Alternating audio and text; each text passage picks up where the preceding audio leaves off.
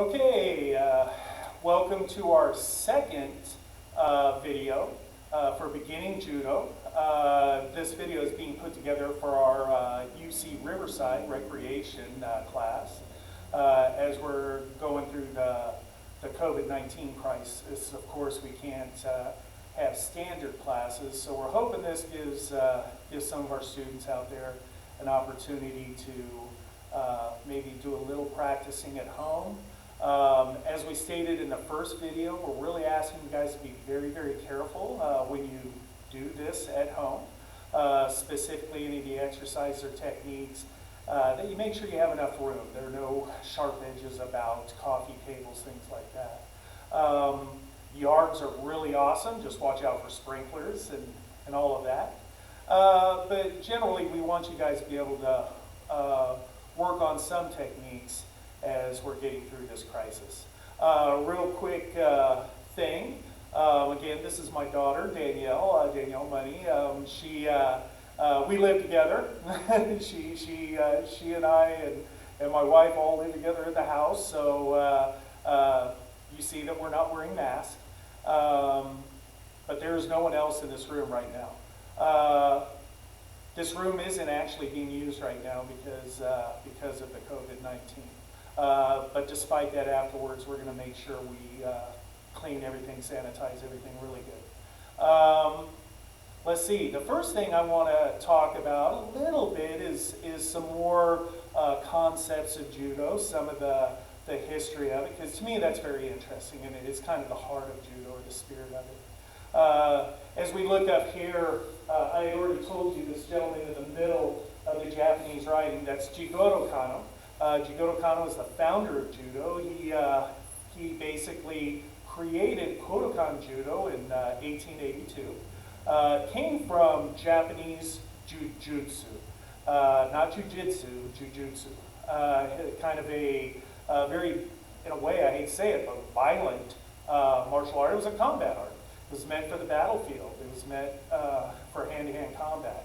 So what Jigoro Kano did, basically a pacifist at heart, a professor at Tokyo University, he took some of the more dangerous techniques out and created Kodokan Judo, the gentle way. And what that did is it allowed other folks, other than combatants and warriors, to play judo. We actually say judoka, a student of judo. We play judo. So the Japanese writing to the left and to the right, basically more or less kind of concepts of judo. Seriryoku Zenyo, which means minimum effort, maximum efficiency. That's more or less a translation. Probably another way to look at it is the best use of your energy. Not just in the physics concepts of judo. Judo is all about, 100-pound person being able to throw a 250-pound person with little to no effort because of the physics of it all. That's minimum effort, maximum efficiency, or the best use of your energy. But it goes beyond that and goes into your daily life. I always talk about, conflict at work or conflict at school. Someone will really get you upset, get you angry, and you just dwell on that for days and days. Is that really the best use of your energy? No, it's not. So judo teaches this concept that minimum effort, maximum efficiency, best use of your energy. Whether it's on the mat or off the mat, try to make sure you're using your energy in the best way possible. The second one is GPQE, which really translates to mutual benefit and welfare. This is a huge concept of judo. I help you, you help me. Every relationship should be built this way. There should be no one-way relationship. If I'm working out with my partner's going to give me a good fight. I want that. I want a good fight, because if my partner gives me a good fight, I'm going to be better. It's going to make me better. And in return, I'm going to give my partner the best fight I can. We should want that. We should desire that. If Danielle just lets me win, that's not being a good partner. And that's not not mutual benefit and welfare. It may be almost what appears to be an act of kindness, but it's not, because it's not helping me grow. It's not helping me succeed. So we really consider this concept significantly in judo. We want our community. Our community is very important to us. We all want to become better citizens, better members of society. Okay? Mutual benefit and welfare. Our society and our community then takes care of us. Okay? So enough said on the social aspects. It's a very important part of judo. One of the things we always want to do, and I'm kind of in the middle on this, warm-ups. Okay? A lot of times you'll go maybe to a club and they'll have you run around and push-ups and sit-ups and cartwheels and all sorts of stuff, and that's all great. There's a second way of thinking on this, and a lot of times, at least a lot of the clubs I belonged to in the past, we would just get out there and start doing repetitive practice right away before we really did any warm-ups, and that was our warm-up. And boy, you would get worked pretty hard. The repetitive practice was just kind of in and out of your techniques. You weren't exerting a lot of strength, so your risk of pulling muscles was relatively low. But it was a good way to warm up, and it didn't tire you out before you got into practice. So, but there are a few exercises I do believe in. I think they're very helpful for judo. So we're going to demonstrate a few of those today. The first one I want to demonstrate, or I'll have Danielle demonstrate it, is leg over leg. In judo, we do a lot of ground fighting. Half is stand up, half is on the ground. We talked about this.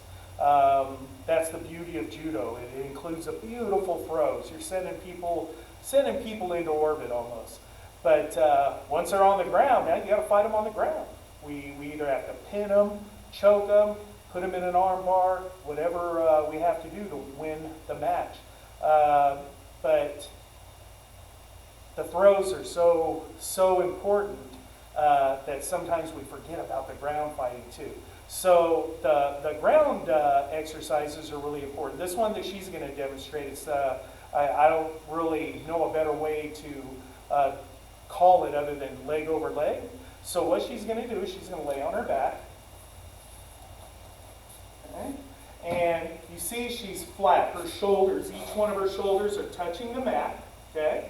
Now what she's going to do is she's going to lift her head up. She's going to take her right foot and she's going to bring it over her left leg all the way. Touch the mat. Now if you notice, her shoulders are still on the ground. Now she's going to slip that left leg underneath without letting her right leg up and bring that around as far as she can and touch. And now do about 4 or 5 of those, Danielle. Look at her shoulders. Shoulders stay there, back is flat on the mat. Okay. These are really good exercises for your lower body. Also, they'll help you negotiate combat or a match on the ground. Okay, good. So do I. Okay, so second. I would say I would like to see people do about 20 of these, usually in class. And like I said, it kind of helps get that torso turned around, create some flexibility in your hips. You want to keep that back flat. That's going to be really important for control, whether you're on the bottom or if you're fighting from the top. Okay. Another really important exercise for me is what we call judo push-ups. Judo push-ups, sometimes you'll hear them called the Catman Pushups. That's what my old sensei used to call them when I was a kid. Because it does, it kind of looks like a cat. And we would always say, how he would describe it to me is that you're scooping ice cream off the ground with your nose. And it's a whole body stretch and exercise at the same time.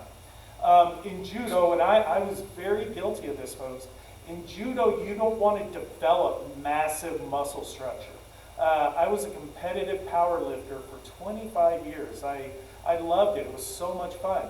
But it did horrible things to my judo. It made me less flexible. You know, to this day I still kind of suffer from some arthritis from it and such. So in judo you want to remain and I know it's a terrible word probably to use, but I can't think of a better word, supple or pliable. You want your body to be flexible and be able to move in and out of techniques. So Danielle's going to demonstrate a judo push-up. Her hands are about shoulder apart. Her legs are quite far apart, toes on the ground. And she's going to scoop with her whole body all the way up. And then she's going to come back the same way. Do 3 of those, Danielle. Ich. Nick. Sup. Hi. Sorare. Okay. So I would encourage about 10 of those. Again, be careful. If you could only do 2 or 3 at first, that's all right. Progress, not perfection. Japanese use the word kaizen, slow incremental improvement. We don't want to get anyone so sore they have lactic acid poisoning in their muscles. We don't want them pulling muscles. We want you guys to grow gradually. So anyhow, these are 2 really good exercises you can start off with. Then eventually each one of these sessions will show you guys a few more. Okay? So we're going to demonstrate 2 techniques in this video. Last week we demonstrated Ippon-Seoi-Nage. Ippon-Seoi-Nage is a one-arm shoulder throw. As I explained last video, this is that throw where the cowboys, they're in the bar fight, and one of the cowboys throws a punch at the other cowboy, and he takes him by one arm and throws him over, and it looks really brilliant on TV. Funny enough, in real life, if you Google some judo videos and you see this done in tournament, it's about 1,000 times more dramatic than any movie. People are hitting the mat probably about, I swear, about 50, 60 miles an hour. It's really beautiful. So anyhow, we'll just demonstrate Ippon-Seoi-Nage so that you guys don't forget that technique. Okay? Tell you what I'll do. Okay? Okay. So, remember our grip. Okay? My right hand is on her left lapel. Okay? My left hand grabs under her elbow. Okay? I'm standing about shoulder width apart. Right toe to right toe. Okay? Right toe to right toe. Just slightly off balance. I'm not pulling her really hard. Okay? Then I let go with my right hand. That comes underneath. I trap it on my bicep. And we'll explain why. Okay? I'm going to pivot on this right foot, bring my left foot all the way around, then I'm just going to pick her up. Okay? Why do I trap her here? Okay? Why not put it up on my shoulder? Okay, I'll show you.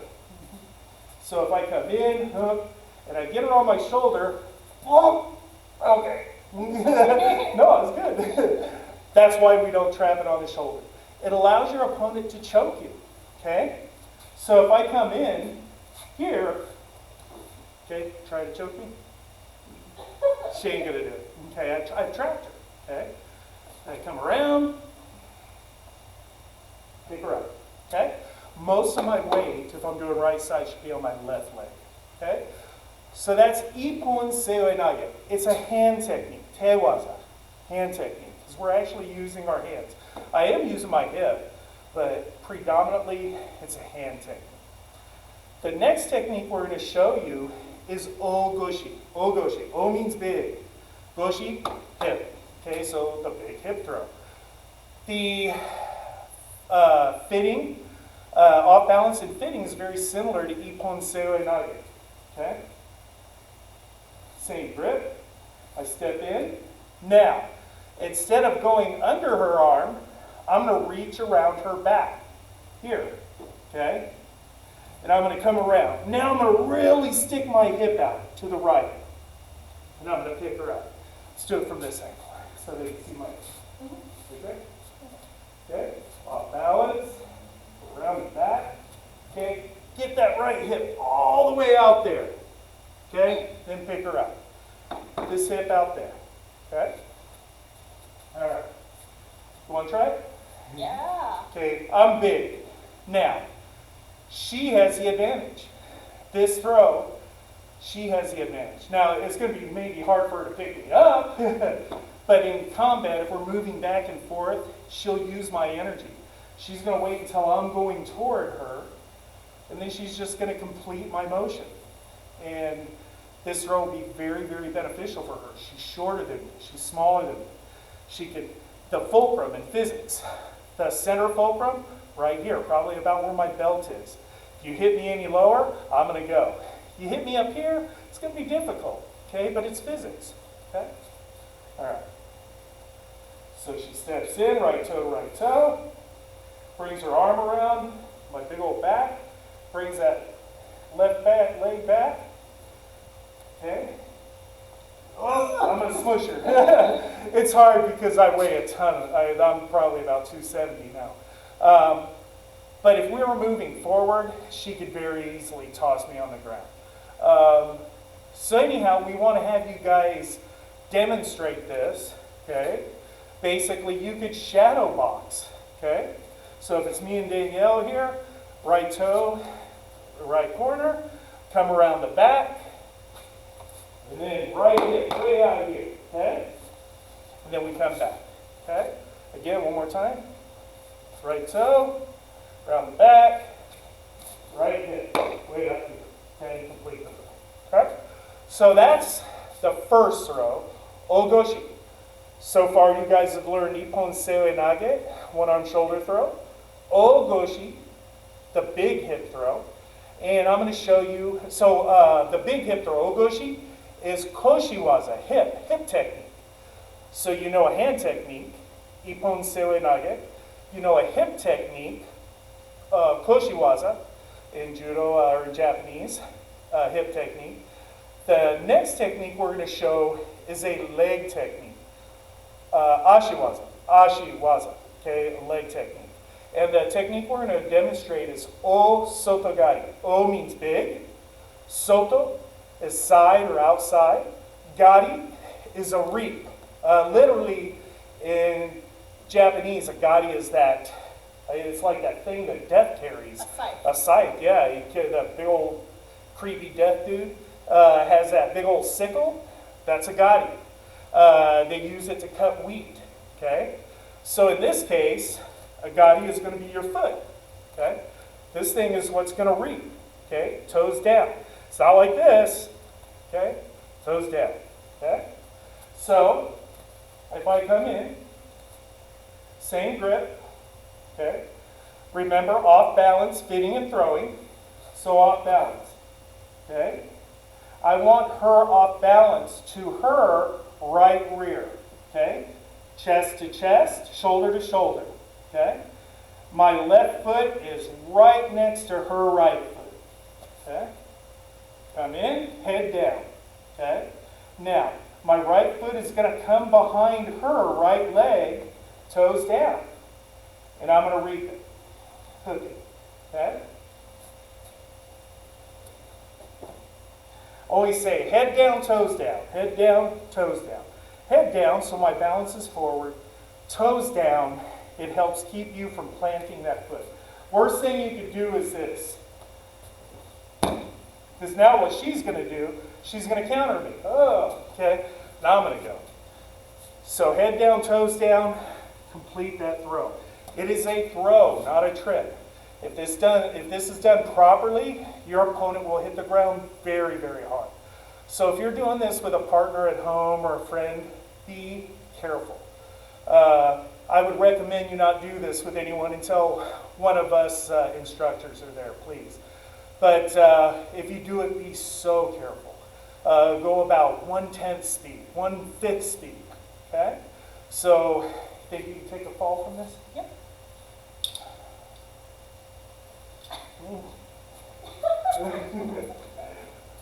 Glasses are always a thing. Please don't do judo with glasses. Yeah, very, very, very dangerous. Not a good idea. Okay, so I'm gonna throw Danielle. Let's come over here so we get a little bit more of the video. Okay, I'm only gonna go about maybe 25–30%. Again, in tournament, this will be a quite violent throw. And my hope is to plant her into the mat and pretty much land on top of her because I want to be able to control her from there, okay? So, like I said, probably about 1/3 speed, okay? Good?